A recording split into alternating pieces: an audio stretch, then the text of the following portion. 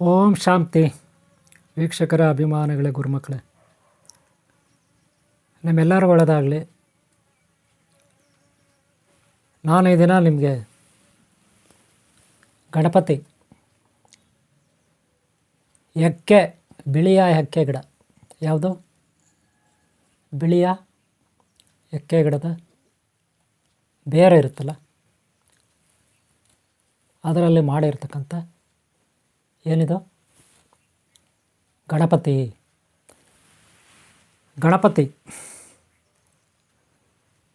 ಎಕ್ಕೆ ಗಿಡದಲ್ಲಿ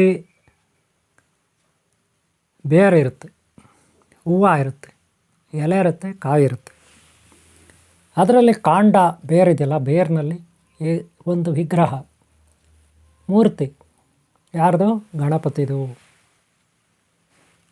ನೀವು ಶ್ರೀಗಂಧ, ರಕ್ತಾಭೂತಾಳೆ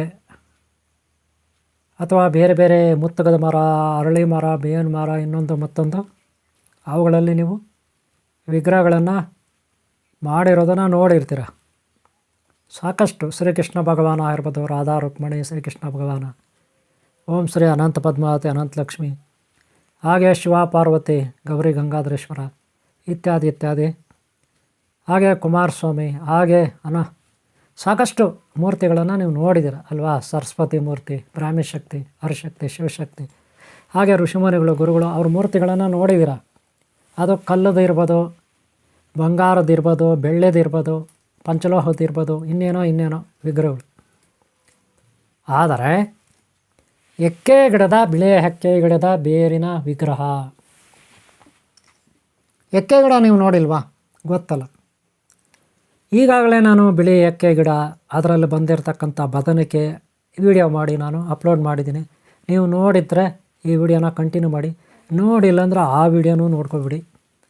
ಎಕ್ಕೆ ಗಿಡಗಳ ಬಗ್ಗೆ, ಬಿಳಿ ಎಕ್ಕೆ ಗಿಡ, ಆಮೇಲೆ ಬ್ಲೂ ಕಲರ್ ಅಂದರೆ ನೀಲಿ ಕಲರು, ಪಿಂಕ್ ಕಲರ್ ಮಿಶ್ರಿತ ಹೂ ಬಿಡ್ತಕ್ಕಂಥ ಎಕ್ಕೆ ಗಿಡ, ಹೀಗೆ ಬೇರೆ ಬೇರೆ ಎಕ್ಕೆ ಗಿಡಗಳ ಬಗ್ಗೆ ನಾನು ನಿಮಗೆ ವಿಡಿಯೋ ಮಾಡಿ ಶೇರ್ ಮಾಡಿದ್ದೀನಿ. ಅವುಗಳಿಂದ ಏನು ಪ್ರಯೋಜನ, ಏತಕ್ಕಾಗುತ್ತೆ, ಅದ್ರ ಬಗ್ಗೆನೂ ಮಾಹಿತಿ ಕೊಟ್ಟಿದ್ದೀನಿ. ಈಗಲೂ ಸ್ವಲ್ಪ ಹೇಳ್ಬಿಡ್ತೀನಿ ನೋಡಿ, ಭಾರಿ ಸಿಂಪಲಾಗಿ ಹೇಳ್ಬಿಡ್ತೀನಿ. ಇಂದಿನ ಈ ವಿಡಿಯೋಗಳಲ್ಲಿ ಯಾವುದೇ ಎಕ್ಕೆ ಗಿಡ ಆಗಲಿ, ಅದಕ್ಕೆ ನಾವು ಬಿಳಿ ಎಕ್ಕೆ ಗಿಡಕ್ಕೆ ಅದರ ಒಳಗಡೆ, ಅಥವಾ ಬೇರೆ ಪಿಂಕ್ ಕಲರು, ಬ್ಲೂ ಕಲರ್ ಎಕ್ಕೆ ಗಿಡಕ್ಕೆ ಅದರ ಒಳಗಡೆ ಬೇರೆ ಇರುತ್ತಲ್ಲ, ಬೇರಿನಲ್ಲಿ ಗಣಪತಿ ಆಕಾರ ಇರುತ್ತೆ. ಏನು ಆಕಾರ? ಗಣಪತಿ ಆಕಾರ. ನೋಡೋಕ್ಕೆ ಗಣಪತಿ ಥರನೇ ಇರುತ್ತೆ ಬೇರು. ಏನಿರುತ್ತೆ? ಗಣಪತಿ ಥರನೇ ಬೇರು ಇರುತ್ತೆ. ಆ ಬೇರನ್ನು ತಗೊಂಡು, ಅದರಲ್ಲಿ ಕೆಲವರು ಆ ಬೇರನ್ನು ತಗೊಂಡು ಬಂದು ದೇವ್ರ ಮನೆಯಲ್ಲಿ, ದೇವಸ್ಥಾನದಲ್ಲಿ, ಮಠದಲ್ಲಿಟ್ಟು ಪೂಜೆ ಮಾಡ್ತಾರೆ. ಏತಕ್ಕೆ? ಯಾರಿಗೆ ಮದುವೆ ಆಗ್ತಾಯಿಲ್ಲ, ಮದುವೆಗಳ ಪ್ರಾಬ್ಲಮ್ ಇದೆ, ಕಂಕಣ ಭಾಗ್ಯ ಕೂಡಿ ಬರ್ತಾಯಿಲ್ಲ, ಅವ್ರ ಸಮಸ್ಯೆ ಬಗೆಹರಿಬೇಕು, ಅದಕ್ಕೆ. ಯಾರು ಮಕ್ಕಳಾಗ್ತಾಯಿಲ್ಲ, ಮಕ್ಕಳು ಸಂತಾನ ಅಭಿವೃದ್ಧಿ, ಅವ್ರಿಗೆ ಪರಿಹಾರಕ್ಕೆ. ಹಾಗೆ ಸಾಲಗಳ ಬಾಧೆ ಯಾರಿಗಿದೆ ಆ ಪರಿಹಾರಕ್ಕೆ. ಹಾಗೆ ರೋಗಗಳ ಬಾಧೆ ಯಾರಿಗಿದೆ ಆ ಪರಿಹಾರಕ್ಕೆ. ಶತ್ರುಗಳ ಬಾಧೆ ಯಾರಿಗಿದೆ ಆ ಪರಿಹಾರಕ್ಕೆ. ಅಭಿವೃದ್ಧಿ ಆಗ್ಬೇಕು ಜೀವನದಲ್ಲಿ, ವ್ಯಾಪಾರ, ಇನ್ನೊಂದು ಮತ್ತೊಂದು ವ್ಯವಹಾರಗಳು ಇರ್ತಲ್ಲ, ಜೀವನೋಪಾಯಕ್ಕೆ ಏನೋ ಒಂದು ಮಾಡಬೇಕಲ್ಲ ಬದುಕೋಕ್ಕೆ.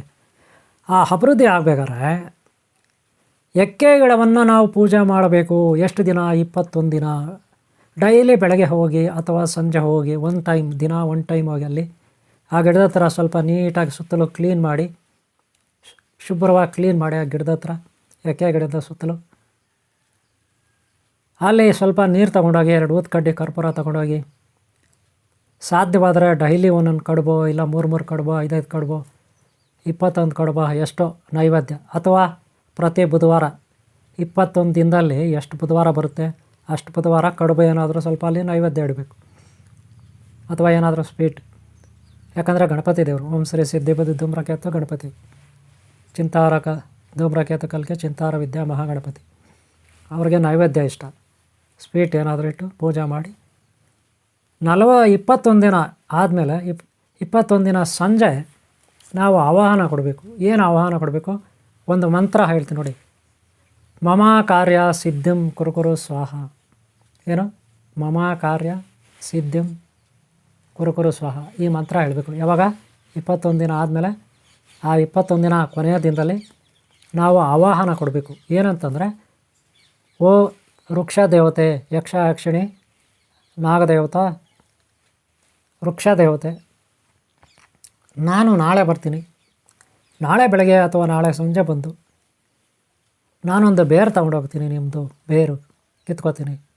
ನಿಮ್ಮ ಅಪ್ಪಣೆ ಆಗಬೇಕು, ನನಗೆ ಅಪ್ಪಣೆ, ನಾಳೆ ಬರ್ತೀನಿ, ನಿಮ್ಮ ಆಶೀರ್ವಾದ ಇರಲಿ ಅಂದ್ಬಿಟ್ಟು ಆ ವೃಕ್ಷ ದೇವತೆಗೆ ನಾವು ಅಪ್ಪಣೆಯನ್ನು ಕೇಳಬೇಕು, ಪರ್ಮಿಷನ್ ಕೇಳಬೇಕು.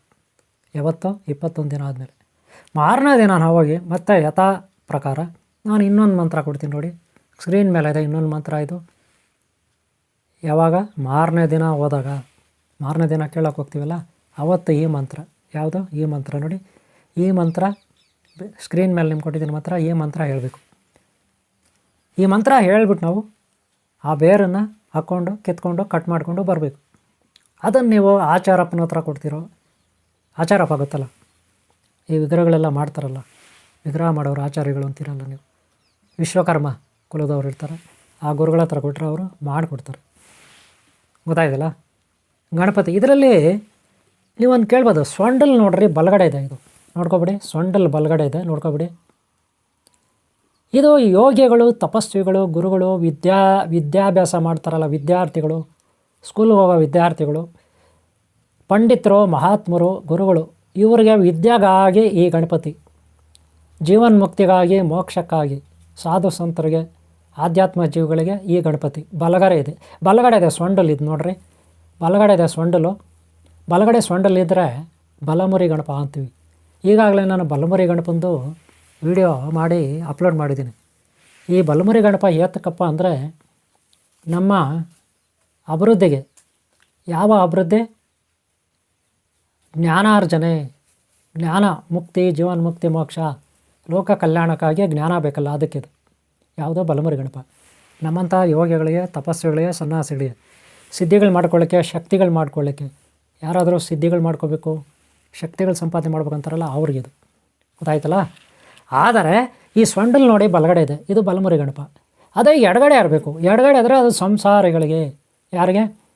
ಸಂಸಾರಿಗಳಿಗೆ. ಎಡಗಡೆ ಇದ್ದರೆ ಅದನ್ನೇನಂತಾರೆ? ಸಂಸಾರಿಗಳಿಗೆ ನಾವು ಪೂಜೆ ಮಾಡಲಿಕ್ಕೆ. ದೇವಸ್ಥಾನಗಳನ್ನು ನೋಡ್ರಿ, ಸಾಮಾನ್ಯವಾಗಿ ಎಡಗಡೆನೇ ಇರುತ್ತೆ ಸೊಂಡಲು. ನೀವು ನೋಡಿರಿ ಯಾವುದೇ ದೇವಸ್ಥಾನದಲ್ಲಿ ನೋಡಿರಿ ಎಡಗಡೆ ಇರುತ್ತೆ, ಬಲಗಡೆ ಇರಲ್ಲ. ನಿಮ್ಮ ಮನೇಲಿ ಫೋಟೋಗಳಲ್ಲಿ ನೋಡಿರಿ ಎಡಗಡೆನೇ ಇರುತ್ತೆ. ಆದರೆ ಒಂದು ವೇಳೆ ಬಲಗಡೆ ಇದ್ದರೆ ಇದು ಯೋಗಿಗಳಿಗೆ ಮಾತ್ರ. ನೆನ್ಪಿಟ್ಕೊಳ್ಳಿ. ನೀವು ಯೋಗಿ ಆಗಬೇಕಾ, ಒಳ್ಳೆಯ ವಿದ್ಯಾಭ್ಯಾಸ ಮಾಡಬೇಕಾ, ಒಳ್ಳೆಯ ಒಂದು ಜ್ಞಾನ ಸಂಪಾದನೆ ಮಾಡಬೇಕಾ, ತಪಸ್ವಿ ಆಗಬೇಕಾ, ಸಿದ್ಧ ಪುರುಷರಾಗಬೇಕಾ, ಈ ಗಣಪತಿಯನ್ನು ಪೂಜೆ ಮಾಡಿ. ಎಕ್ಕೆ ಗಿಡದಲ್ಲಿ ಬೇರಿನಲ್ಲಿ ದೊಡ್ಡದಾದ ಬೇರು, ಅದರಲ್ಲಿ ತಂದಂಥ ವಿಗ್ರಹ ಮಾಡಿಸ್ಕೊಂಡು ಇಟ್ಕೊಳ್ಳಿ, ಪೂಜೆ ಮಾಡಿ. ಇದಕ್ಕೆ ಹಂಗೆ ತಂದ್ಬಿಟ್ಟು ಅಂಗಡಿಯಲ್ಲಿ ಸಿಗುತ್ತೆ, ಗ್ರಂಥಿ ಅಂಗಡಿಯಲ್ಲಿ ಅಲ್ಲಿ ಸಿಗುತ್ತೆ, ತಗೊಂಬಂದು ಪೂಜೆ ಮಾಡೋಣ ಅಂದರೆ ಮಾಡಿ. ಬೇಡ ಅಂದವ್ರೇರು, ನಿಮ್ಮಲ್ಲಿ ಶಕ್ತಿ ಸಾಮರ್ಥ್ಯ ಇದ್ದರೆ ಮಾಡಿ. ಆದರೆ ಒಬ್ಬ ಗುರುಗಳ ಹತ್ರ ನೀವು ಇದಕ್ಕೆ ಪ್ರಾಣ ದೀಕ್ಷೆ ಆಗಿರಬೇಕು, ಪ್ರಾಣ ಪ್ರತಿಷ್ಠೆ ಆಗಿರಬೇಕು. ಗುರುಗಳ ಹತ್ರ ಪ್ರಾಣ ಪ್ರತಿಷ್ಠೆ ಮಾಡಿಸ್ಕೊಂಡು ನೀವು ತಗೊಂಡು ನಿಮ್ಮ ಮನೆಯಲ್ಲಾದರೂ ಇಟ್ಕೊಳ್ಳಿ, ದೇವಸ್ಥಾನದಲ್ಲಾದರೂ ಇಟ್ಕೊಳ್ಳಿ, ಮಠದಲ್ಲಾದರೂ ಇಟ್ಕೊಳ್ಳಿ, ನಿಮ್ಮ ಸ್ಕೂಲಲ್ಲಾದರೂ ಇಟ್ಕೊಳ್ಳಿ, ಎಲ್ಲಾದರೂ ಇಟ್ಕೊಳ್ಳಿ, ನಿಮ್ಮ ಇಷ್ಟ. ಗುರುಗಳಿಂದ ಪ್ರಾಣ ಪ್ರತಿಷ್ಠೆ ಆದರೆ ಒಳ್ಳೆಯದು, ನೆನ್ಪಿಟ್ಕೊಳ್ಳಿ. ಆದರೆ ನಿಮಗೆ ಎಡಮುರಿ ಗಣಪ ಬೇಕು. ಎಡಗಡೆ ಸೊಂಡಲ್ಲಿ ಇರುತ್ತಲ್ಲ ಆ ಗಣಪ ಬೇಕು. ಸ್ಕೂಲುಗಳಿಗೆ ಅಭಿವೃದ್ಧಿಗೆ ಆದರೆ ಬಲಮುರಿ ಬೇಕು. ಗೊತ್ತಾಯ್ತಲ್ಲ, ನೆನ್ಪಿಟ್ಕೊಳ್ಳಿ. ಎಡಮುರಿ ಬಲಮುರಿ ಇರುತ್ತೆ. ಓಕೆನಾ? ಇಷ್ಟು. ಆಮೇಲೆ ಅಲ್ಲಿ ಈಗ ನೋಡಿರಿ, ಫಸ್ಟು 21 ದಿನ ಆದಮೇಲೆ ಇದನ್ನು ಮಾರನೇ ದಿನ ನಾವು ಕೇಳಬೇಕು ಅಲ್ವಾ? ಅದಕ್ಕೆ ಮೊದಲೇ ಒಂದು ಮಂತ್ರ ಹೇಳಬೇಕು. ನಾನು ಹೇಳಿದೆ ಆವಾಗಲೇ, ಮಮ ಸಿದ್ಧಿಂ ಕಾರ್ಯ ಕುರುಕುರು ಸ್ವಾಹ ಅಂತ. ಅಂದರೆ 21 ದಿನ ಆದಮೇಲೆ ಅವತ್ತು ಸಂಜೆ ಹೇಳ್ಬಿಟ್ಟು ಬರಬೇಕು, ಅಪ್ಪಣೆ ಕೇಳ್ಬಿಟ್ಟು ಬರಬೇಕು.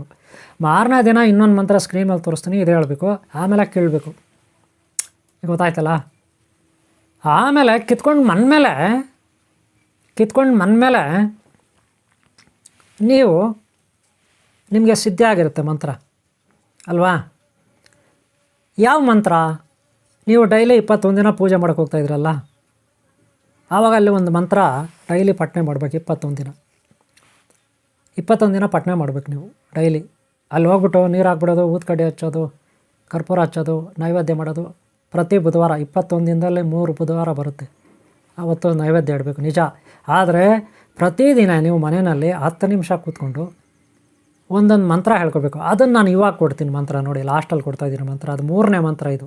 ಈ ಮಂತ್ರ ಏನಕ್ಕಂದರೆ ಎನಿ ಟೈಮ್ ನೀವು ಪಠನೆ ಮಾಡೋಕ್ಕೆ ಮಂತ್ರ. Any time. ಮೊದಲು ಗಿಡ ಈ ಬೇರು ಕೀಳೋದಕ್ಕೆ ಮೊದಲು ಒಂದು ಮಂತ್ರ ಹೇಳ್ತೀರ, ಅದಾಯಿತು. ಎರಡನೇದು ಮಾರನೇ ದಿನವಾಗಿ ಬೇರೆ ಕೀಳಕ್ಕೆ ಹೋಗ್ತೀರಲ್ಲ, ಆವಾಗ ಒಂದು ಮಂತ್ರ ಹೇಳಿ ಬೇರೆ ಕೇಳ್ತೀರ, ಅದು ಎರಡನೇ ಮಂತ್ರ ಆಯಿತು. ಮೂರನೇ ಮಂತ್ರ ಇವಾಗ ಕೊಡ್ತಾಯಿದ್ದೀನಿ. ಈ ಮಂತ್ರ ಸದಾ ನಿಮ್ಮ ಜೊತೆಯಲ್ಲಿರುತ್ತೆ. ಈ ಮಂತ್ರ ಯಾರಾದರೂ ಭಕ್ತರು ಬಂದಾಗ ನಿಮ್ಮ ಹತ್ರ ಭಕ್ತರು ಬಂದಾಗ ಈ ಮಂತ್ರ ಹೇಳಬೇಕು. ಎಷ್ಟು ಸಾರಿ? 21 ಸಾರಿ ಹೇಳ್ಬಿಟ್ಟು ಈ ಒಂದು ವಿಗ್ರಹನ ಅವ್ರಿಗೆ ಕೊಡಿ. ಪ್ರಾಣ ಪ್ರತಿಷ್ಠೆ ಆಗುತ್ತೆ ನಿಮ್ಮ ಕೈಯಿಂದ. ನೀವೇ ಪ್ರಾಣ ಪ್ರತಿಷ್ಠೆ ಮಾಡ್ಬೋದು. ಯಾಕಂದರೆ 21 ದಿನ ಡೈಲಿ ಹೋಗಿ ನೀವು ಪೂಜೆ ಮಾಡಿರ್ತೀರ.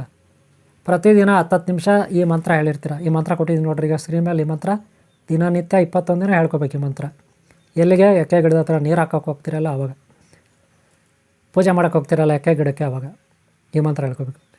ಆಮೇಲೆ ಇದನ್ನು ಕೀಳಕ್ಕೆ ಮಾರನೇ ದಿನ ಕೇಳ್ತಿರಲ್ಲ, ಒಂದಿನ ಮುಂಚೆನೇ ಒಂದು ಮಂತ್ರ ಕೊಟ್ಟಿದ್ದು ಅವಾಗ ಅದು. ಆಮೇಲೆ ಮಾರನೇ ದಿನ ಕೇಳಕ್ಕೆ ಹೋಗ್ತಿರಲ್ಲ, ಅದು ಆ ಮಂತ್ರ, ಇನ್ನೊಂದು ಮಂತ್ರ. ಗೊತ್ತಾಯ್ತಲ್ಲ? ಇದು ಮೂರನೇ ಮಂತ್ರ. ನೆನ್ಪಿಟ್ಕೊಳ್ಳಿ, ಮೂರನೇ ಮಂತ್ರ ಇದು. ಈ ಮಂತ್ರ ನಿಮ್ಗೆ ಎನಿ ಟೈಮ್ ನಿಮ್ಮ ಜೊತೆ ಇರುತ್ತೆ. ಜಪ ಮಾಡೋಕ್ಕೆ ಯಾರಾದರೂ ಭಕ್ತರು ಬಂದಾಗ ಈ ವಿಗ್ರಹಕ್ಕೆ ಪ್ರಾಣ ಪ್ರತಿಷ್ಠೆ ಮಾಡಿ ಹಣೆ ಮೇಲೆ ಇಟ್ಕೊಂಡು ಕಣ್ಮುಚ್ಚೆ ಇದಕ್ಕೆ ಅರ್ಶಿನ ಕುಂಕುಮ ಇಟ್ಟು ಕರ್ಪೂರ ಊದ್ಕಡ್ಡಿ ಎಲ್ಲ ಬೆಳಗ್ಗೆ. ಗೊತ್ತಾಯ್ತಾ? ಇದಕ್ಕೆ ನೀವು ಕೆಂಪು ವಸ್ತ್ರ ಕೂಡ ಸುತ್ತಬೋದು, ತೊಂದರೆ ಇಲ್ಲ. ಕೆಂಪು ವಸ್ತ್ರ ಸುತ್ತಬೋದು. ಅವ್ರಿಗೆ ವಿಗ್ರಹನ ನೀವು ಕೊಡ್ಬೋದು. ಬೇರೆ ಏನೇನೋ ಮಾಡ್ಕೊಳ್ಳಿ, ಡಿಸೈನ್ ಮಾಡ್ಕೊಳ್ಳಿ. ಇದಕ್ಕೆ ರುದ್ರಾಕ್ಷಿ ಮಾಲೆ ಹಾಕಿ, ಯಾರು ಬೇಡ ಅಂತಾರೆ, ಚಿಕ್ಕದು ಏನಾದರೂ ಡಿಸೈನ್ ಮಾಡ್ಕೊಳ್ಳಿ, ಪೂಜೆ ಮಾಡಿ, ಎಲ್ಲ ಮಾಡಿ ಕೊಡಿ ಭಕ್ತರಿಗೊಂದು. ಆ ಭಕ್ತರು ತೊಗೊಂಡೋಗಿ ಅವ್ರ ಮನೇಲಿ ಪೂಜೆ ಮಾಡಬೇಕು. ಗೊತ್ತಾಯ್ತಲ್ಲ? ಅವ್ರು ಪೂಜೆ ಮಾಡಿದ್ರೆ ಅವ್ರಿಗೆ ಒಂದು 21 ದಿನ ಆದಮೇಲೆ ಅವ್ರಿಗೆ ಒಂದು ರಿಸಲ್ಟ್ ಬರುತ್ತೆ. ಕಷ್ಟ ಸುಖ ಏನಂತ ಗೊತ್ತಾಗುತ್ತೆ. ಏನು ಅಭಿವೃದ್ಧಿ ಆಗಿದೆ, ಏನು ಕಷ್ಟ ಸುಖ, ಏನಿದು ತನ್ನ ಮೇಲೆ ಪರಿಣಾಮ ಬೀರಿದೆ ಅದು ಗೊತ್ತಾಗುತ್ತೆ. ಈ ರೀತಿನೇ ಮಾಡಬೇಕು. ಗೊತ್ತಾಯ್ತಲ್ಲ? ಬಿಳಿಯ ಹೆಕ್ಕೆ ಗಿಡ ನಿಮ್ಗೆ ಗೊತ್ತಿದೆ. ಎಷ್ಟು ನೀವು ಮಾಡ್ಕೊಳ್ಳಿ, ನಿಮಗೂ ಒಳ್ಳೆಯದಾಗಲಿ. ಹಾಗೆ ನಿಮ್ಮನ್ನ ಯಾರು ಇಷ್ಟಪಡ್ತಾರೋ ಅವ್ರು ಒಳ್ಳೆಯದಾಗಲಿ. ನಿಮ್ಮಲ್ಲಿ ಯಾರು ಭಕ್ತರು ಬರ್ತಾರೋ ಅವ್ರು ಒಳ್ಳೆಯದಾಗಲಿ. ಇದನ್ನು ಪ್ರತಿಯೊಬ್ಬರು ಮಾಡ್ಕೋಬೋದು. ಮನೆಗಳಲ್ಲಿ ನೀವೇ ಮಾಡ್ಕೋಬೋದು. ಒಂದು ವೇಳೆ ಬೇರೆಯವ್ರ ಹತ್ರ ತರಿಸ್ಕೊಳ್ಳೋದು ಬೇಡ, ನಾವೇನು ಗುರುಗಳಲ್ಲ ಅಂದರೆ ನೀವೇ 21 ದಿನ ಡೈಲಿ ಒಂದು ಎಕ್ಕೆ ಗಿಡದ ಹತ್ರ ಹೋಗ್ರಿ. ನಾನು ಈ ಮಂತ್ರ ಕೊಟ್ಟಿದ್ದು ನೋಡ್ರಿ, ಈ ಮಂತ್ರ ಲಾಸ್ಟಲ್ಲಿ ಕೊಟ್ಟಿದ್ನಲ್ಲ, ಈ ಮಂತ್ರ ಡೈಲಿ ಹೇಳ್ಕೊಳ್ಳಿ 10 ನಿಮಿಷ. ಆಮೇಲೆ ಕೀಳಕ್ಕೆ ಹೋದಾಗ 21ನೇ ದಿನದಲ್ಲಿ ಒಂದು ಆವಾಹನ ಮಂತ್ರ ಕೊಡಿ. ಆಮೇಲೆ ಮಾರನೇ ದಿನ ಕೀಳಕ್ಕೆ ಹೋದಾಗ ಒಂದು ಮಂತ್ರ ಹೇಳಿ. ಆದರೆ ಕಿತ್ಕೊಂಡು ಬರೋವಾಗ ಯಾವ ಕಾರಣಕ್ಕೂ ಹಿಂದಕ್ಕೆ ನೋಡಬಾರ್ದು ನೀವು ಮನೆ ಹತ್ರ ಬರೋರು. ಆಮೇಲೆ ಮನೆ ಹತ್ರ ಬಂದಮೇಲೆ ಎಲ್ಲ ಕ್ಲೀನಾಗಿ ತೊಳೆದು ಆ ಬೇರನ್ನ ವಿಗ್ರಹ ಮಾಡ್ತಾರಲ್ಲ, ಆಚಾರಪ್ಪನಿಗೆ ಯಾರಿಗೋ ಒಬ್ರಿಗೆ ಕೋಡಿ ಅವ್ರು ಮಾಡಿಕೊಡ್ತಾರೆ. ಅಥವಾ ಬೇರನ್ನ ಹಾಕ್ಕೊಂಡು ನೀವು ಪೂಜೆ ಮಾಡ್ಬೋದು, ತೊಂದರೆ ಏನಿಲ್ಲ. ವಿಗ್ರಹ ಮಾಡ್ಕೊಂಡ್ರೆ ಒಳ್ಳೆ ಚೆನ್ನಾಗಿರುತ್ತೆ. ಓಕೆ, ಇಷ್ಟು ಹೇಳ್ತಾ ನಾನು ಇವತ್ತು ಎಕ್ಕೆ ಗಿಡದ ಬಲಮುರಿ ಗಣಪ, ಎಡಮುರಿ ಗಣಪ ಮುಗಿಸ್ತಾ ಇದ್ದೀನಿ. ಇದರಿಂದ ಏನೇನಾಗುತ್ತೆ? ಕಲ್ಯಾಣ ಭಾಗ್ಯ, ಅಂದರೆ ಮದುವೆ ಆಗದೇ ಇರೋರಿಗೆ ಕಲ್ಯಾಣ ಭಾಗ್ಯ, ಸಂತಾನ ಬಗ್ಗೆ ಮಕ್ಕಳಿಲ್ದವ್ರಿಗೆ, ಹಾಗೆ ಸಾಲಗಳ ಬಾಧೆ, ದಾರಿದ್ರ್ಯ ನಿವಾರಣೆ, ರೋಗಗಳ ಬಾಧೆ, ರೋಗ ನಿವಾರಣೆ, ಹಾಗೆ ಶತ್ರು ಬಾಧೆ, ಶತ್ರುಶಕ್ತಿ ಅದು ನಿವಾರಣೆ, ಹಾಗೆ ವಶೀಕರಣ, ಏನೇನು ಬೇಕು ಅದು. ಯಾವಾಗ ಒಳ್ಳೆಯದನ್ನು ಬಯಸಿ ಒಳ್ಳೆಯದನ್ನು ಮನಸ್ಸಿನಲ್ಲಿ ಇಟ್ಕೊಳ್ಳಿ. ನಮ್ಮ ಗುರಿ ಇಲ್ಲಿ ಮೋಜು ಮಸ್ತು ಮಾಡೋದಲ್ಲ. ನಮ್ಮ ಗುರಿ ಇಲ್ಲಿ ಮೋಜು ಮಸ್ತು ಮಾಡೋದಲ್ಲ. ಮುಕ್ತಿ, ಜೀವನ್ಮುಕ್ತಿ. ಈ ಶರೀರ ಬಂಧನದಲ್ಲಿರುವ, ಈ ಮನಸ್ಸಿನ ಬಂಧನದಲ್ಲಿರುವ ಆತ್ಮರಾದ ನಾವು ಬಿಡುಗಡೆ ಆಗಬೇಕು. ಈ ಶರೀರದಿಂದ ನಾವು ಬಿಡುಗಡೆ ಆಗಬೇಕು. ಅದು ನಮ್ಮ ಮೂಲ ಗುರಿಯಾಗಿರುತ್ತೆ. ಆ ಕಡೆ ಗಮನ ಇರಲಿ. ನಿಮ್ಮ ಆರೋಗ್ಯ ಇಂಪಾರ್ಟೆಂಟು. ನಿಮ್ಮ ಆರೋಗ್ಯ ಯಾವಾಗ ಚೆನ್ನಾಗಿರುತ್ತೆ ಅವಾಗ ಈ ಜಗತ್ತಿನಲ್ಲೇ ಅರ್ಧ ಜಗತ್ತನ್ನು ನೀವು ಗೆದ್ದಂಗೆ.